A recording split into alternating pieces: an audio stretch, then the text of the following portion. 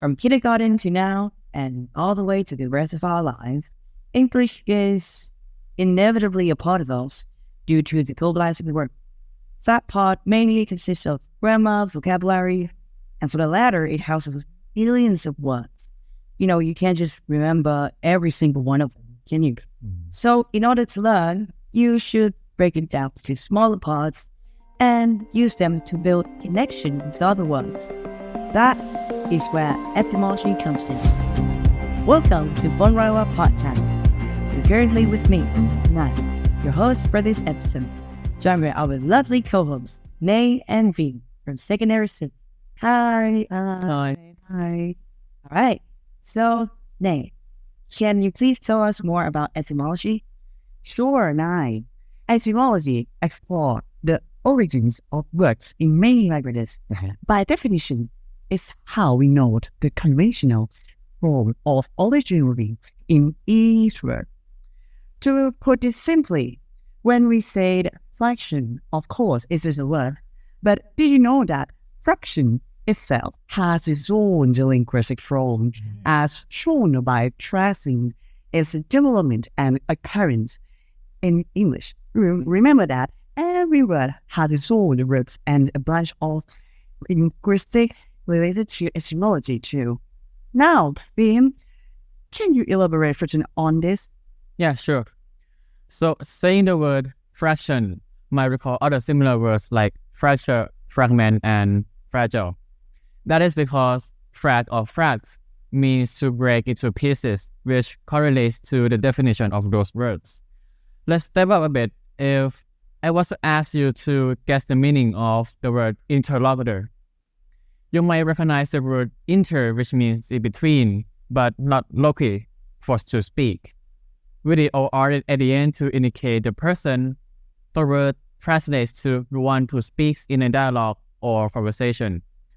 Other examples are loquacious, colloquialism, and eloquent. Now, pause in this word and analyze a biology term for a bit. Take the word hyperglycemia. It might look or sound condescending, but if you chop it up, it will not be that condescending.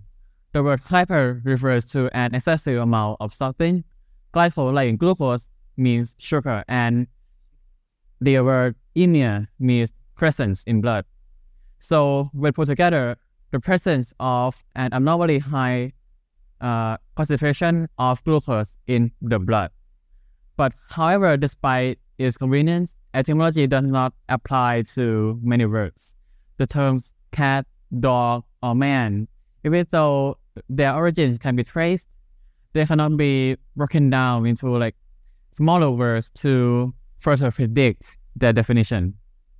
Like in the case of industrial and industrious, both words came from the same root, which is industry, which translates to diligent or hardworking. While industrious is straightforward to the point, but the word industrial has its translation a bit modernized, which is related to manufacturing. So it can be said that the etymological process of finding word definitions is not perfect, but the opposite can also be said, that the benefit of memorizing root words far outweighs the harm that it might cause. Okay, let's take a break for with English and focus on our language.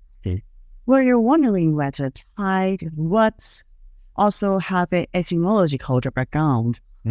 Lucky for you, there are several loan words from Pali and Sanskrit in Thai vocabulary. For instance, given the word pentaped, the word pen is a combination of penta, which means 5, and the word ped, which means 20. These words were mixed, implying when people have reached the age range of 25. This represents how the etymology correlates with many languages in between. Notice how penta or panta is similar to penta, like pentagon, pentagram, and pentameter. Okay, 9. Let's wrap up. What do we learn today? Okay, thank you. So today we have learned that etymology is a very significant aspect of learning languages. It can be a very good shortcut for someone, doesn't want to remember each word one by one. Sometimes taking a short route is a better option. And there is no shame in doing so. It's gonna stop you. So if you want to go deeper into etymology, feel free to look it up online.